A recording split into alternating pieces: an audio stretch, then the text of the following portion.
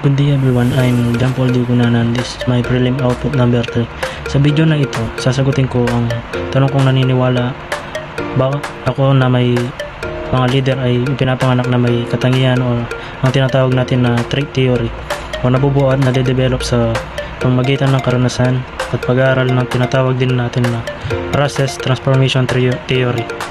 Ipinapaliwanag ko rin ang aking sagot gamit ang mga subject question na hinihingi ng activity. At una, ayon sa trait theory, nagsabi na ang mga leader ay pinanganak na may mga katangian na nagpapakita ng pagiging leader.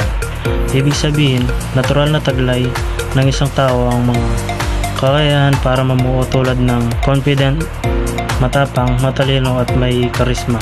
Sinasabi ng teoryang ito na hindi basta-basta nalililang ang mga katangian ito, kundi natural na kasama sa pagkatao ng isang leader. Dahil dito naniniwala ang teorya na may mga taong talaga namang pinapanganak na maging leader. Pangalawa, ang process o transformational theory naman ay nagsasabi na ang pagiging leader ay hindi natural kundi isang proseso. Ibig sabihin, ang mga leader ay nade-develop sa pagdaan ng panahon sa pamamagitan ng mga karanasan, pag-aaral at pagharap sa mga pagsubok. Dito, malaga ang mga oportunidad na makukuha ng kaalaman sa pamumuno at ang willingness ng isang tao na matuto mula sa kanyang mga karanasan.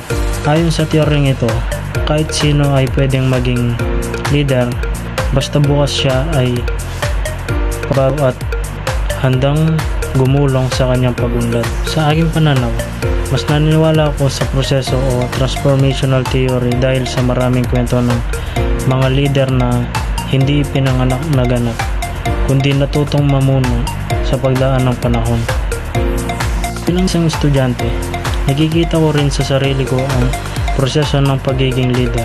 Hindi ako ipinanganak na may kakayahan na mamuno, ngunit natututo ako sa aking mga karanasan sa school activities, sa community events at sa pagkikipag-ugnayan sa ibang tao. Nakikita ko na ang pagiging bukas sa kritisismo at ang pag-aaral mula sa ating mga pagkakamali ay malaking tulong para sa mapaunlad ng sarili bilang leader. Sa huli, naniniwala ako na ang leadership ay isang journey, hindi isang bagay na biglang dumarating. Kaya ang mga leader ay nabubuo sa pagsanay, karanasan at sa tamang mindset ng paglingkod at pagbabago. Maraming salamat po.